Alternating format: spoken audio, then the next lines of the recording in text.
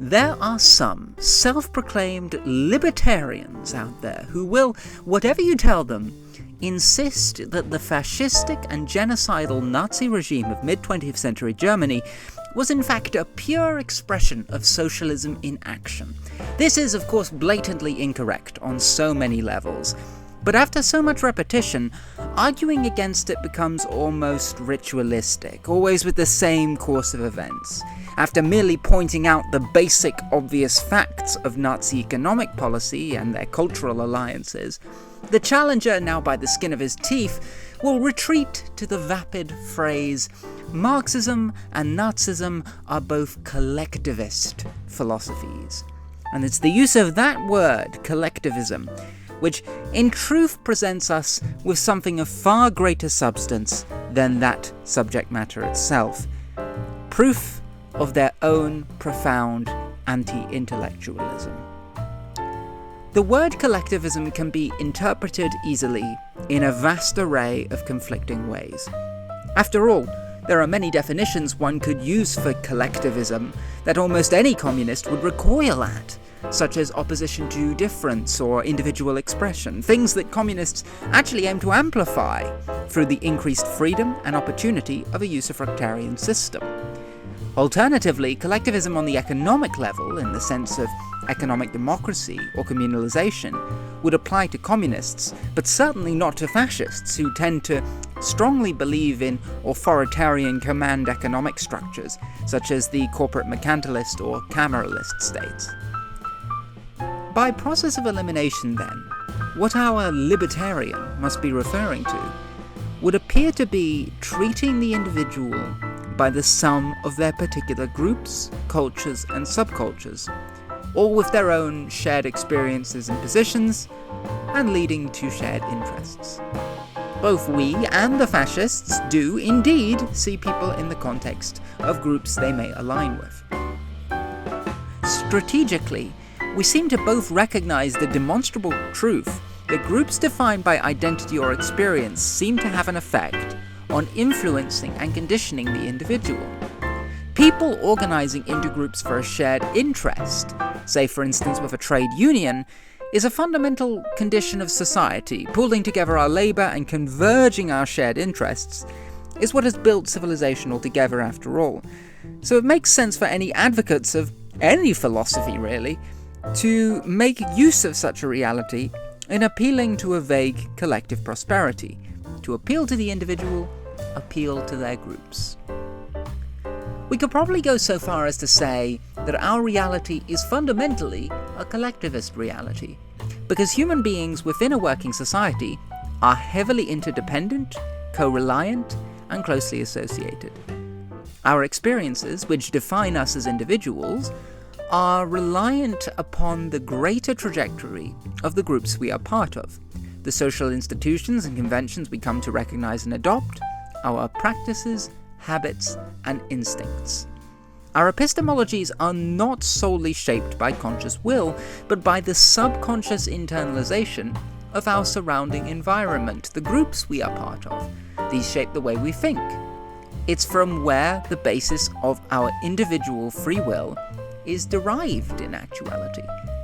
So clearly, viewing the world through a collectivist lens and seeing people as a synthesis of all of their social groups and their roles within those groups is crucial.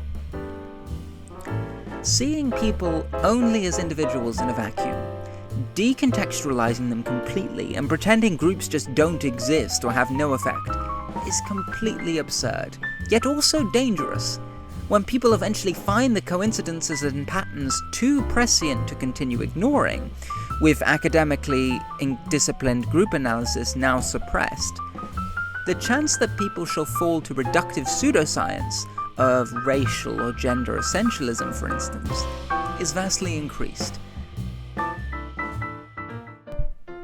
One thing that is undoubtedly essential to therefore discern is the manner and methodology by which we can contextualize the individual and acknowledge them in that full context. What weight should we assign to groups and affiliations, cultural movements, structures, constructs and institutions, and material circumstances respectively? What is the prevalence and significance of competing interests? Where does it come from? Where does it lead? Should we restrict ourselves to the scientific method in our analysis? Or is there room to philosophize? Is that philosophizing, for that matter, inevitable? Perception, execution, and communication tainted by an inescapable subjectivity? Exploring these questions and acting upon them is, in its essence, participation in the broad academic discipline of sociology. To explain and chart the new complexities of a more dynamic industrialized society, namely modernity, including the rise of capitalism, rationalization, scientific method, etc., is perhaps the goal at hand, one in which multiple sociologists before us have vastly varying approaches we can learn from. Similarly important is the study of cultural works and the arts, and where they reflect these societal impetuses, so as to see not only what goes into shaping the individual, but also where that then takes us. Critical theory, an interdisciplinary lens through which to identify and explore how elements of society, culture, institutions, etc., can reflect dominance and struggles between groups, is in itself an extension of conflict theory, the sociological focus on analysing conflicting interests and the power struggles and suppression to the winning interest that may emerge. Again, through disciplined, comprehensive and well-evidenced academic study and philosophy, we can obtain an improved understanding of what we can strive to change to improve the world in which we live. A solid sociological understanding of how societies work and how they affect the individual is irrefutably essential to anyone who wishes to alter that society for the better by political or cultural means, and hence in doing so, change the condition of humanity to a certain degree.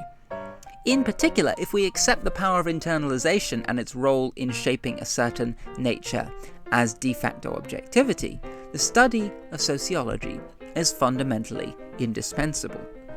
And as a final note to those deathly afraid of assessing people in the context of their social groups, roles and identities, I would strongly recommend you engage with the academic debates at play as a means of critiquing any policy or analysis informed by comprehensive study.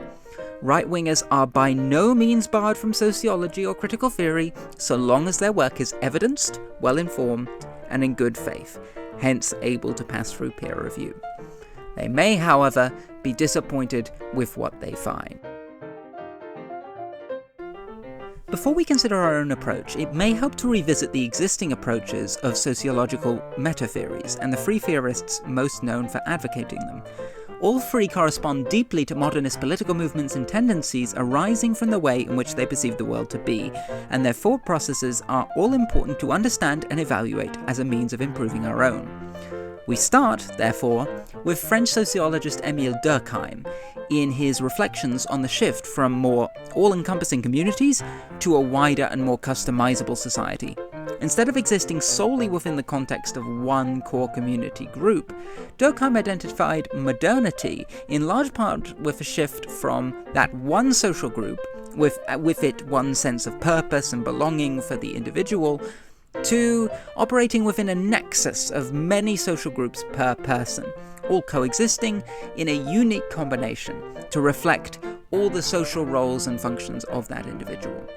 Thus, society functions as an efficient network of different functions and structures, yet at the same time leaves the individual more disconnected and alienated, further from the pragmatic shared information and culture within a community to which we'd otherwise be party by default.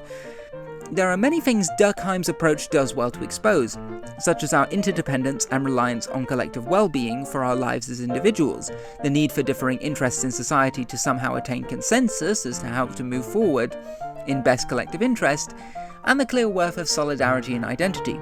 But when extrapolated out, one might say that Durkheim's conclusions point towards guild socialism, or even some elements of the class collaborationist third position, with their emphasis on oiling the machine of efficiency society is deemed to be, with emphasis on the rebirth of traditional institutions like family and nation. Moving on, we have a familiar face, Karl Marx. Marx, unlike Durkheim, was more concerned with the conflicting interests within society than their cohesion, namely in tracing behaviour, instinct and culture to one's material conditions. Therefore, the reality of how one interacts with the means of production, distribution and exchange amounts to the delineation into distinct social classes of people based on the shared roles they play in society and the economy, resulting in different conditions, needs and interests which often conflict. The owner's desire to expand their profits may, for instance, conflict with the worker's desire for better wages and conditions. To Marx, it was this conflict that drove history, with material conditions resolving in a revolutionary synthesis. In other words, the ideas that built society are determined on a reaction to objective material conditions. It is without doubt that Marx's materialist approach and analysing one's material conditions and its role in society is key to understanding how a person develops into who they are, is a vitally important part of the picture, if we want to investigate what makes us, and our society more largely, what it is. Yet again, if extrapolated out, Marx's framework of dialectical materialism teleologically foretells socialism and then communism as an objective scientific inevitability in a manner that simply hasn't materialized in accordance with its prediction. The other main classical sociologist with his own approach was another German, Max Weber. Unlike our preceding examples, Weber did not see his study to be the uncovering of an objective science of how society works, but like Marx, he still aimed to chart from where various behavioral and societal characteristics emerged. In particular, Weber looked at the shift in society's regimentation from operating around a pre-modern appeal to divinity to rationalization, bureaucracy to streamline society in accordance with the seemingly more empirical truths of modernity. Weber's approach was not to chart these back to material conditions, but to group affiliations and cultures that might be responsible on a more subjective level. Evidently, this is an essential thing for us as social scientists to acknowledge. Our pluricultural adherence to cultures of all the different social groups and roles that we partake in is hugely influential in how we relate and interpret concepts, and is therefore instrumental in the conditioning of one's unique epistemology, and hence motivations, instincts, and behaviours. Then again, Weber's most known extrapolation, attributing industrial capitalism to the work ethic obtained from the Protestant religion, again appears very reductive in comparison to more detailed and considered analyses. The fact that I do not, nor probably do you, fully agree with any of these full extrapolations nonetheless does not detract from the fact that one can definitely see utility in each approach in various ways, and make use of the contextual and analytic information that they may yield. All three approaches obviously hold pertinent reflections, yet they all miss something. Durkheim's socialism misses the fundamental reality of proprietarian interests being at the expense of the workers. Marx's socialism misses the craniocentric premise and cannot survive post-structuralism, and Weber misses the need for any socialism entirely, despite the workers' reality. Knowing what we do from previously discussed subjects on this channel, taking any of these modernistic approaches dogmatically would not appear to align with what we have ascertained elsewhere. Ultimately, the fundamental difference in approach between people like Marx and Weber can be summarized in a crucial question. Should we see ideas as creating material conditions, or material conditions as creating ideas? It's a debate that I've mentioned many times before on this channel, the debate between idealism and materialism. Historically, it goes back to Plato and Aristotle, but is nowadays encapsulated more by the philosophical forums of German idealism and British empiricism.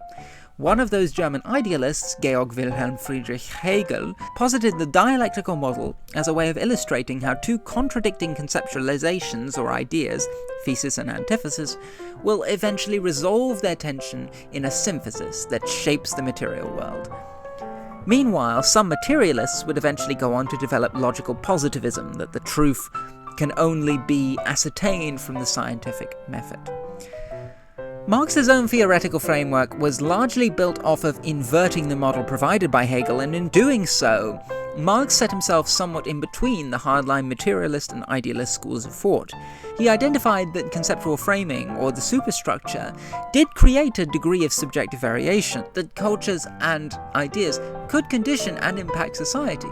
This was something that hardline materialists would criticize about Marx. However, he remained a materialist by ultimately positing that those ideas were ultimately derived from material conditions, and hence traced from the objective material reality of society. To Marx, the concepts and ideas could indeed shape and impact the world, but they aren't fundamentally at the source. The world is still determined by its material conditions, even if sometimes indirectly. Of course, this had not only descriptive analytical implications, but also has led to a political divergence. This material determinism has led to many Marxists placing their faith in what they call scientific socialism, inevitable spontaneous revolution in the culmination of material contradictions, and is contrasted with the utopian socialism of preceding socialist thinkers, who instead designed a vision for society and then convinced people to implement it. That utopianism has had varying degrees of success in the past, but ultimately has never really seen implementation on the full scale of a prior existing nation-state, and thus to Marxists appears futile and somewhat arbitrary. As we've mentioned, however, in the absence of an expected spontaneous revolution in Germany, spontaneous revolution is yet to occur at the stage of capitalism Marx foretold, and so Marxist theory has been continuously revised by multiple theorists and strategists to justify revolution under different material conditions from those that Marx identified. Most notably, Lenin expanded on the imperial dynamic to late capitalism and class struggle, and suggested the use of a vanguard party to propel Russia, a quasi-feudal economy at the time, into a worker state, to be steered through capitalism and socialism by a communist aspiring leadership. Lenin's Bolshevism would create a significant tradition of leftist theory, and would in turn be revised by Stalin, Trotsky, Bordiga, Mao, Hoxha, Khrushchev, Deng, and many others, each branching off in their own different directions. It is from Bolshevism that we saw socialist experiments on the largest scale the world has ever seen. However, there have also been other traditions emanating from Marx that took different approaches. Some in the West, seeing no spontaneous revolution, resorted to reformist and incrementalist methods. Others, in turn, aimed to criticize why such revolution hadn't taken place in an effort to overcome the obstacles distorting the Marxian historical trajectory. This discourse would gradually come to revolve around a nebulous yet crucial concept: ideology. In its colloquial sense, you would probably think of ideology as somewhat analogous to political philosophy, belief system, or worldview. This interpretation of ideology is implicitly quite idealistic and predicated on consensus theory, which posits politics as the search for a fair system for all, and can trace itself loosely back to Durkheim. Marx's approach to ideology was more materialist, however. To Marx, ideology was the revolutionary synthesis. The different interests of different classes gave them competing agendas, and those agendas could be sorted into a proletarian ideology, a bourgeois ideology, and so forth. Ideology, deriving from material conditions, constituted the subjectivity between beliefs in society, according to Marx. The early 20th century Italian Marxist Antonio Gramsci would take Marx's perspective on ideology and its materialist premises, but nonetheless was curious as to why the proletarians didn't seem to be adopting their proletarian revolutionary ideology, the position that their real-world experiences should obviously lead them to. His answer to this was the theory of cultural hegemony, that the ruling class maintains its control through cultural institutions it sets up to introduce ideological narratives. They use these and their cultural influence over social norms and media to falsely convince someone that their interest is the same as their own, thus dissuading and distracting anyone from overthrowing the system that they benefit from. Gramsci posited that the bourgeoisie test the waters to see how much they can get away with, and then use a manufactured form of uniform consent to coerce thought away from where it would otherwise naturally go. To Gramsci, Marxian conflict theory may be the reality, but capitalists have painted the illusion of consensus theory to obscure this.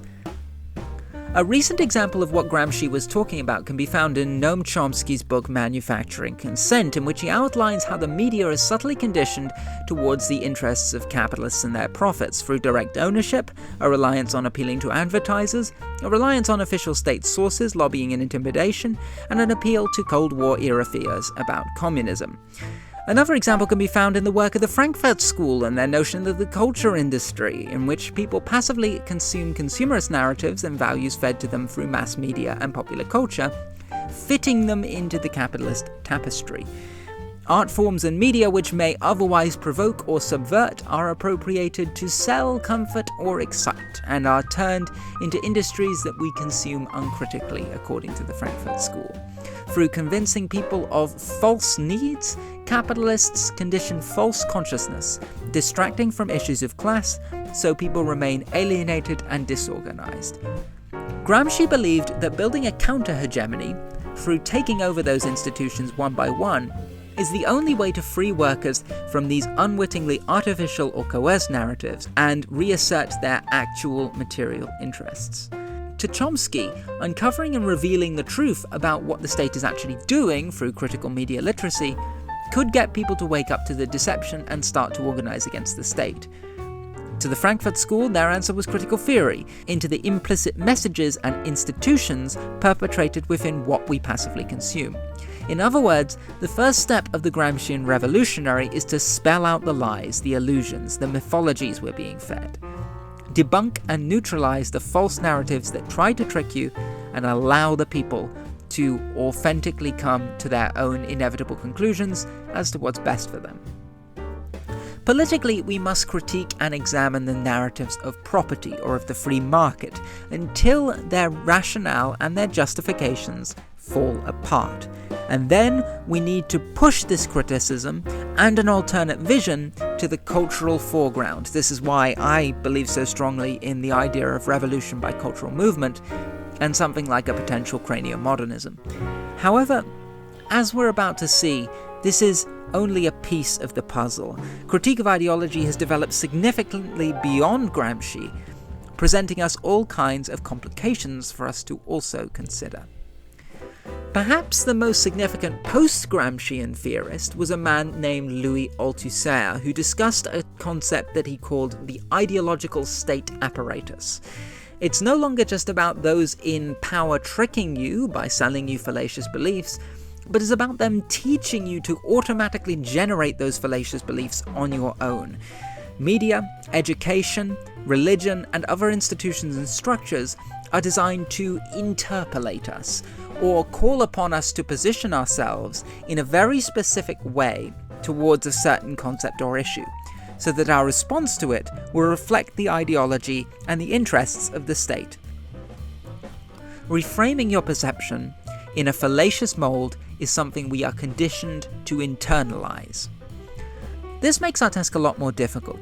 Althusser believed, like myself, that we should try to posit a counter-hegemony and neutralize individual narratives and institutions to the best of our ability, but ultimately he believed that only revolution could overthrow and dismantle those mechanics and succeed in building that counter-hegemony in a more complete sense. Thus, revolution must precede the recovery of more authentic ideology. We will be submerged within ideology even as we try to fight against it. And that makes the outcome of revolutionary activity a lot more unpredictable than Marx or Gramsci would have insisted. All of this may raise some eyebrows about Althusser's position on the idealism-materialism dichotomy. Clearly, he assigns a lot of significance to framing and conceptualization, ideas, as opposed to a clear materialist teleology. This results in Althusser taking a perspective that he terms aleatory materialism, dropping the science and teleology from dialectical materialism.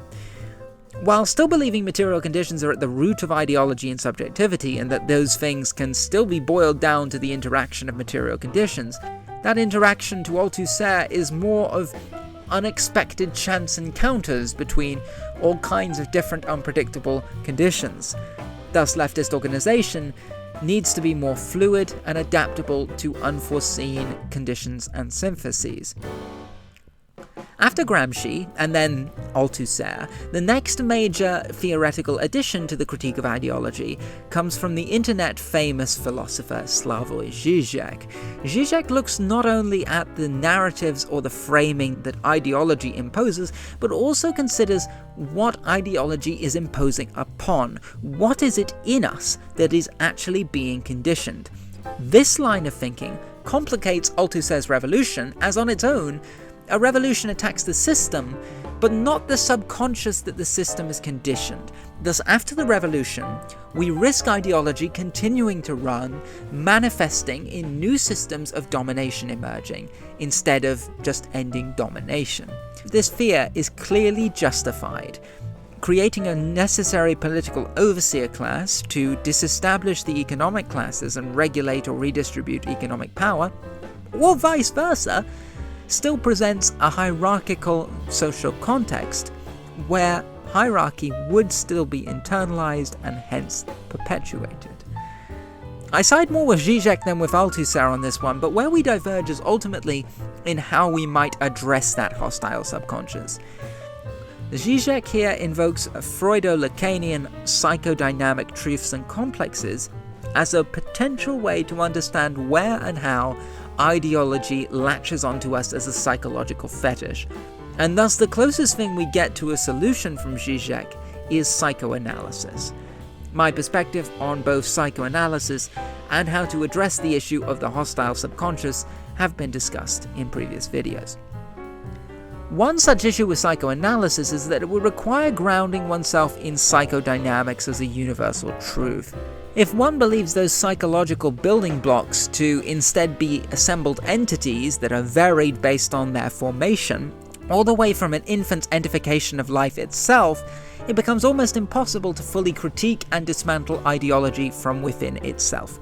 We cannot simply separate ideology from all our other subjective processes of perceiving and rationalizing, so countering ideology thoroughly may need to start during socialization, and thus making compatibility with communism an intergenerational project. The reason that critique of ideology yields so much important insight is that, although it emerged out of a discourse of materialism, it has also managed to work in some discussion and evaluation of the impact of ideas and the abstract. Both the Frankfurt School's tradition of critical theory and later ideological critics such as Althusser and Žižek synthesize their Marxism with Weber, Hegel, Freud, and structuralism. Oscillating between a discussion of materialist and idealist impetuses has yielded significant insight into why groups, and the individuals within them, act the way they do, and also consequently how we can seek to change such tendencies and advance towards a better society. However, we cannot end the conversation here without taking into consideration what we have learnt from postmodern philosophy and the condition of postmodernity. Postmodernism is notoriously difficult to define, but it is worth running through a short list of the prominent postmodern theorists so as to get the gist of the cultural movement. The most famous of these is almost certainly Michel Foucault, whose work takes perceivably objective and universal truths, including something like human nature, and instead demonstrates these as subjectivities which have been imparted upon us by the power dynamics of the world we live in, and which change over time, through criminal justice, through psychiatry, through many other institutions. He explains how power objectifies so as to enshrine such notions, using language and framing, social norms, discipline, pathologizing, and many other phenomena. Foucault's line of argument has also been taken on by other theorists to critique other specific essentialistic notions. Judith Butler, for instance, demonstrates the constructed nature of gender through norms and performance, and Richard Rorty posits that, as inner truth is constructed, it ought to be curated for our own pragmatism. Similarly well known is Jacques Derrida, who's a figurehead for deconstruction and post-structuralism, and who we've discussed at great length elsewhere in this series. He highlights the necessity of shared subjective cultural context for words to carry their meaning. In a similar vein, Jean-Luc Nancy also discusses meaning and community as emanating from the collective resonance of art and ideas between individuals. The condition of postmodernism can be credited to Jean-François Lyotard, whose work discusses a fundamental stimulus for postmodernity and the postmodern philosophy within it, the post-industrial condition of knowledge. Lyotard posits that structuring knowledge into grand meta-narratives, or sciences, is becoming increasingly difficult to sustain due to the increasing role of technology in uncovering knowledge and the abundance and commodification of this knowledge as a result. Disassembling the large modernist narratives and adopting a mix of smaller ones was seen by Lyotard as positive, and was also echoed in Gianni Vattimo's concept of weak thought, emphasizing a need to be tentative and accept pluralism within textual interpretation. However, other theorists such as Frederick Jameson saw the death of the meta-narrative less favorably, fearing it could alienate the present from past and future, and turn art and culture into pastiche by depriving it of a trajectorial context. Another pivotal figure is Jean Baudrillard, who investigates an aspect of postmodernity known as the hyperreal. Echoing Guy Debord's concept of the spectacle, Baudrillard refers to how the imitations or ideal caricatures of something real, or simulacra, become themselves the point of reference in place of the original, in a sense when the copy of the copy becomes more real than the real. Baudrillard sees the postmodern condition's abundance of knowledge as heightening the need to reduce all things into these reproducible images as representations, leaving the focal reference points of culture further and further divorced from authentic reality and meaning. This could also be linked to Mario Pagnola's concept of the Baroque effect, in which postmodernity itself exists as a sort of exhibition showing off decontextualized artifacts of past and future. A familiar face on this channel, Gilles Deleuze presents us with a fluid and schizophrenic picture of how meaning or definition is continuously being assembled and disassembled, everything in reality undergoing processes of becoming, differentiation, and transformation. Along with Félix Guattari, he criticizes the psychoanalytic reduction of human desire to set complexes of lacking, instead seeing humans as desiring machines, and desire as a flow of creative energy and subjectivity. Again, our previous discussions of Deleuze in this series can be revisited for further details. What we must ultimately take from these thinkers is an acknowledgement of the construction, multiplicity, and plurality of meaning, truth, and definition. Such things are revealed as inevitably variable, unfixed, and interpretive, and thus taint our perception and response to truth or meaning with an inescapable subjectivity. Postmodernism, and in particular post-structuralism, show us time and time again that perceived objectivity is preceded by subjective interpretation through an assembled framework of abstract thought, in the form of culture, of concepts, of framing, and in reference to existing norms and signs. Now, the chicken or the egg question. Materialism or idealism, utopian or scientific, primacy of subjectivity or of objectivity, perhaps of philosophy or the sciences to a certain degree, is a question with a complex answer that will undoubtedly interweave both sides and criticize the classical perspectives of each. But it's from post-structuralist and postmodern philosophy that we derive a craniocentric premise that subjectivity and abstract thought is primary to everything, and that makes us, at least definitionally, more idealistic and utopian than materialist and scientific.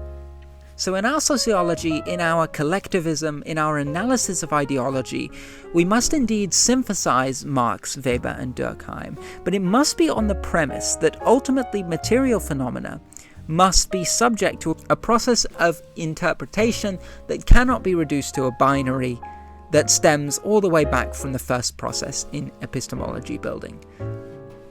Thus, creativity is not something that can be charted deterministically, and a response to any material stimulus will be somewhat unpredictable. We can still ascertain a lot by looking at society through a materialist lens, but for a more nuanced and complete understanding of the collective, we must also see culture and their ideas as autonomously impacting social phenomena. This brings us to an approach like the cultural sociology of Jeffrey Alexander, which treats culture as a potential source of sociological phenomena instead of merely reducible to the conditions which created it. And then, with such analysis, we can then use this knowledge to further clarify and overcome obstacles to communism and usufruct. The spectrum of the left is often upon an oddly drawn continuum. On the international stage, the centre-left could be seen as movements critical of or counterbalancing capital, so think maybe Bernie Sanders. The left as one aiming to remove capitalism and replace it with socialism. The far left as one aiming to ultimately remove property and replace it with communism. Thus it would appear that to go further left is to criticize the preceding movement for its lack of thoroughness. And this in turn is why theorists like Amadeo Bordiga and other left communists who criticized a lack of thoroughness in far left movements, Marxism, utopianism or anarchism, have historically fitted with the term ultra-left.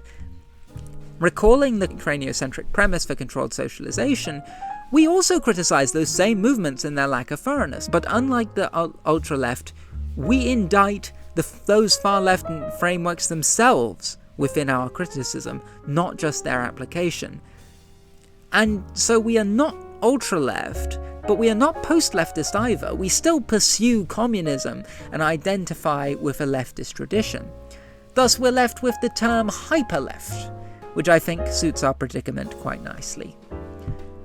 If we're serious about trying to create a better world, then a thorough approach that considers a synthesis of approaches to social science and the dynamics of social groups is not something we can afford to compromise on.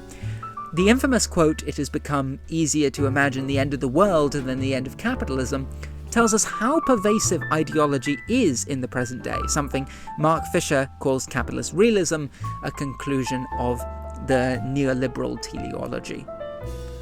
I do believe that while deeper and more insidious aspects of ideology may make living in a sustainable communism ourselves a difficult task, combating the surface of ideology could restore a conscious desire to at least work towards it, and thus give us a conscious impetus to engage in cranium analysis. We must all do our bit to expose some of those main surface narratives and mythologies of our current systems as much as we can, and the battle into the media will be one difficult to understate in importance, because reclaiming that initial inkling of desire to create a better world may just be the first step on a path to finally skirting ideology in a craniomodern cultural movement.